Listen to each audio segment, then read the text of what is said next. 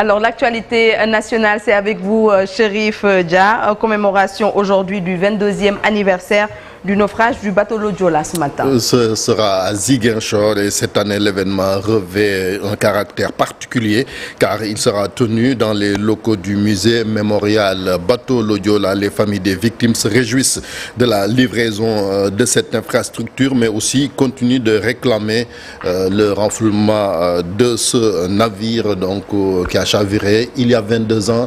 Nous revenons sur cette affaire avec nos correspondants à Ziguinchor, Lamine Ba et Lamine Mandian. Tout est fin prêt pour accueillir ce matin la cérémonie commémorative du 22e anniversaire du naufrage du bateau Le Joola. L'innovation cette année vient du fait qu'elle se tiendra dans les locaux du musée mémorial Le Joola. Oui, en tout cas, on est en plein préparatif. D'ailleurs, aujourd'hui démarre officiellement la commémoration qui s'étend sur 3 jours. Tout à l'heure, nous allons dérouler le panel par rapport au contenu muséal dans le discours et avec le ministre de la Culture.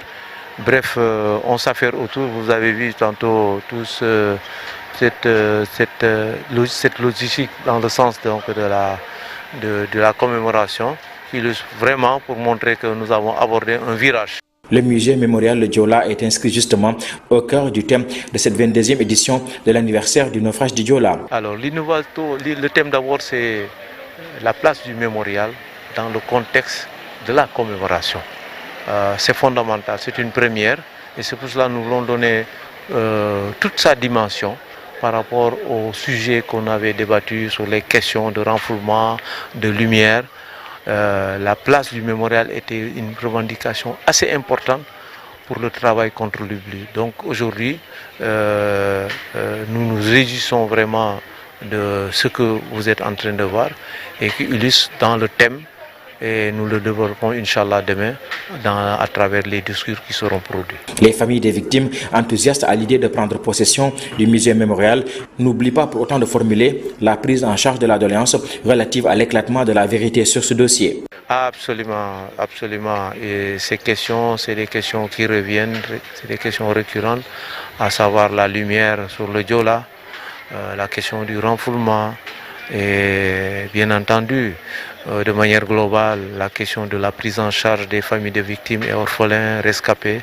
Et nous estimons que certainement avec ce mémorial illustrera un démarrage assez consistant vers la prise en charge, l'emploi destiné aux enfants orphelins, destiné aux rescapés. Et bref, pour revenir aux questions récurrentes, nous pensons que demain, avec le discours du Premier ministre qui est très attendu, fera l'objet vraiment d'un début de solution par rapport à toutes ces questions évoquées tantôt.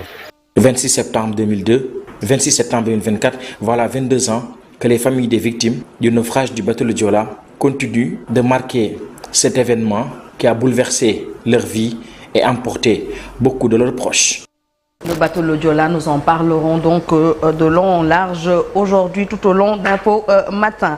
Nous parlerons de la conférence de presse du gouvernement cet après-midi. À 16h exactement au building administratif Mamadou Dia, c'est pour partager les résultats du nouveau cadre de référence économique Sénégal 2050, agenda national de transformation selon un communiqué du gouvernement. Cette rencontre sera également l'occasion de présenter aux Sénégalais les conclusions de ce travail. Le point de presse servira donc de prélude au lancement officiel le lundi prochain d'un agenda 2050 de transformation, un plan stratégique d'opérationnalisation du programme du président Bassirou Diomaye Faye. Selon toujours le communiqué, ce programme est destiné à transformer durablement l'économie sénégalaise, mais aussi de bâtir donc un autre plan pour le développement du Sénégal. Et puis, Chérif Khadim Ba, en garde à vue. Khadim Ba, c'est le directeur général de Locafrique. Le patron de Locafrique qui a été interpellé hier, selon nos confrères de médias. L'homme d'affaires serait impliqué dans un dossier de contentieux douanier. C'est une grosse pointure qui est entre les mains de la justice, selon le site d'information. Le journal Libération, qui a donné la parole à ses avocats, estime donc toujours selon ses conseillers que Khadim est retenu pour des infractions reprochées à Diamond Oil Gas Africa, alors qu'il n'est ni le directeur général ni le représentant, a donc déclaré son avocat dans le journal Libération. Nous y reviendrons bien entendu. Alors, retour, Chérif, sur le discours du président Bassirou Diomaye Faye lors de la 79e Assemblée générale des Nations Unies. Et dans la tribune de cette Assemblée générale, le président Bassirou Diomaye Faye a fermement dénoncé la violence qui sévit actuellement dans plusieurs régions du monde, notamment dans le Sahel, mais aussi au Proche-Orient, avec ce qui se passe entre Israël et le Hamas. Le président Bassirou Diomaye Faye donc plaide pour l'existence de deux États avec Jérusalem comme capitale. Il a aussi dénoncé cette concurrence des Occidentaux dans le Sahel. Donc il estime que ces Occidentaux sont à l'origine de cette situation ici au Sahel. Nous reviendrons donc sur cette déclaration du président de la République. C'était son premier dans la tribune des Nations Unies hier. On parle de discours mémorable donc du président Bassirou Diomaye Faye. Nous en parlerons tout à l'heure. Et puis également aujourd'hui, comme je l'ai dit, annoncé tout à l'heure, une large fenêtre donc sera ouverte pour cette 22e commémoration du naufrage du bateau Joola, tout au long de nos rubriques.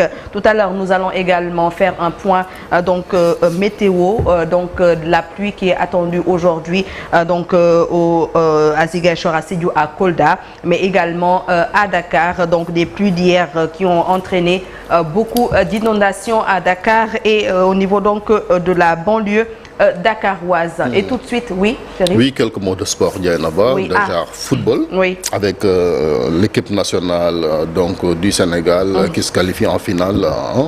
C'est le tournoi IFOA, mais aussi qui vont se qualifier en Coupe d'Afrique de cette catégorie. Ils ont battu hier la Guinée sur le score de 2-0. En lutte aussi, le promoteur Massourba de Djambar Production officialise son partenariat avec le groupe Futur Média pour le combat royal entre Siteu et Modou Lo. Ce sera le 24 novembre. Nous l'écoutons au micro de nos confrères du GFM. On a fait le meilleur choix, comme nous sommes papa Thierno waxé. Comme TFM nous avons fait le meilleur choix pour la promotion et la diffusion du combat royal. Le slogan de la TFM, c'est Miroir du Sénégal. De ce fait, nous croyons que tous les Sénégalais vont être informés de la tenue du combat Modou Lo Siteu. Nous pensons qu'un événement sportif, ce n'est pas juste le jour J. Cela demande un travail en amont. À partir de cette semaine, jusqu'au jour du combat, le groupe Futur Média va offrir des surprises aux amateurs de lutte à travers tous ses supports. Des avant-goûts du combat, les entraînements des lutteurs, les face-to-face dont nous dévoilerons sous peu les dates. Le 24 novembre prochain sera un jour mémorable avec en perspective le meilleur combat royal de l'histoire qui sera parrainé par Mame Père Ba. Qui sera doté du drapeau de Mame Père Ba. Oui, donc un combat royal à suivre sur la télévision Futur Média. Et pour terminer, Chérif? Oui, des perturbations notées dans la circulation du terre avec ce communiqué de ces terres en raison des fortes pluies. La nuit dernière, les trains circuleront uniquement entre Dakar et Yeumbeul avec un train toutes les 20 minutes. Aujourd'hui, c'est donc un communiqué de cette terre. La pluie qui a fait beaucoup de dégâts à Dakar, Diana-Ba. Tout à fait. Donc, sûrement, nous y reviendrons dans nos prochaines éditions. Et puis à 7h30, nous irons à RFM 94.0. Aujourd'hui, Fama John va recevoir Shamsidine Aïdara, porte-parole du comité d'initiative pour l'érection du musée mémorial Le Joola. Ce sera donc tout à l'heure. Et tout de suite, nous allons voir ce qui se passe sur l'international.